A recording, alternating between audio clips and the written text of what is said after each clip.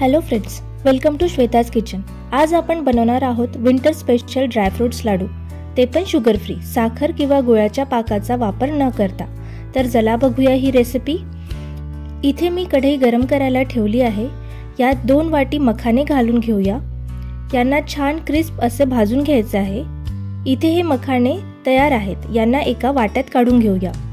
आता सेम कढईमध्ये अर्धी वाटी खोबरा किस घालून घेऊया। इथे हा खोबरा किस पण छान लालसर भाजून तयार आहे। याला पण एका प्लेटमध्ये काढून घेऊया। आता इथे पाव वाटी तीळ आणि 2 चमचे खसखस घालून घेऊया आणि हे पण छान भाजून घेऊया। इथे मी अर्धा वाटी सनफ्लावर सीड्स घेतले आहे। याऐवजी जवस, खरबूज किंवा पंपकिन सीड्सचा पण वापर तुम्ही करू शकता। यांना पण छान खरपूस रंग येईस्तोवर भाजून घ्यायचा आहे। यांना पण एका प्लेटमध्ये काढून घेऊया। आता कढईमध्ये थोडे तूप घालून त्यात अर्धा वाटी काजू घालून घेऊया आणि हलकासा परतून घेऊया। इथे काजू तयार आहे, याला पण सेम प्लेटमध्ये काढून घेऊया। याप्रमाणे इथे आपल्याला बाकी सर्व ड्रायफ्रुट्सला थोडे थोडे तूप घालून परतून घ्यायचे आहे। इथे मी 1 वाटी बदाम घेतले आहेत, अर्धी वाटी अक्रोड आणि अर्धी वाटी पिस्ता घेतले आहेत।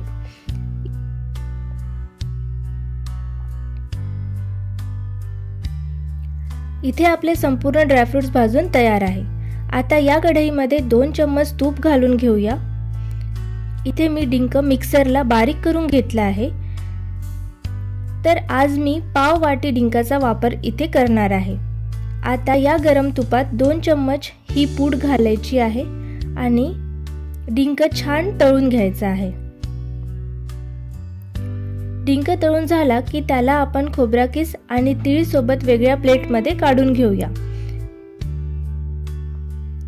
आता यात अर्धी वाटी मनुका घालूया आणि तो पण छान परतून घ्यायचा आहे। मनुका छान परतून तयार आहे, तो आता एका मोठ्या वाट्यात काढून घेऊया।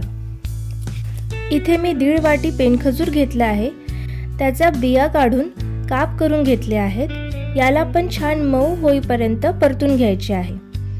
तुम्ही इथे तुमच्या चवीनुसार पेनखजूरचं प्रमाण कमी किंवा जास्त करू शकता। या प्रमाणात मीडियम गोड असे हे लाडू बनून तयार होतात। इथे हा पेनखजूर पण भाजून तयार आहे, त्याला पण वाट्यात काढून घेऊया। आता इथे मिक्सर पॉटमध्ये भाजलेला मखाना घालून घेऊया।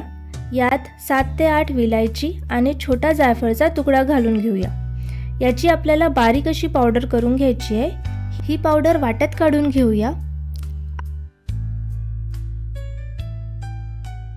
आता सर्व ड्रायफ्रुट्स मिक्सर पॉटमध्ये घालून हलकेशी फिरवून घेऊया। थोडे जाडसर ठेवायचे आहे।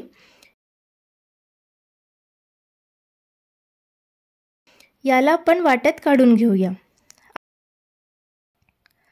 आता यात भाजलेले खोबरा किस, तीळ आणि डिंक घालून छान एकत्र करून घ्यायचे आहे। इथे हे मिश्रण तयार आहे।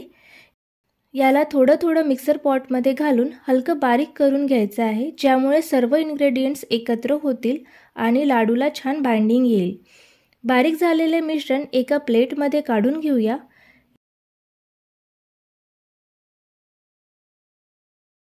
याप्रमाणे संपूर्ण मिश्रण बारीक करून तयार आहे।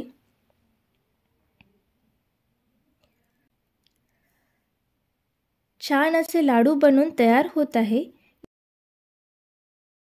इथे हे संपूर्ण लाडू बनून तयार आहे। ही लाडू अजिबात चिकट होत नाही, छान अशी खुसार ही लाडू तयार होतात आणि डिंकामुळे त्यात एक क्रंच पण जाणवतो। खायला खूप छान आणि हेल्दी असे हे लाडू तुम्ही नक्की ट्राय करा आणि आवडल्यास कमेंट करून नक्की कळवा। आणि अशाच छान छान रेसिपीसाठी माझ्या चॅनलला सबस्क्राईब करा। Thanks for watching.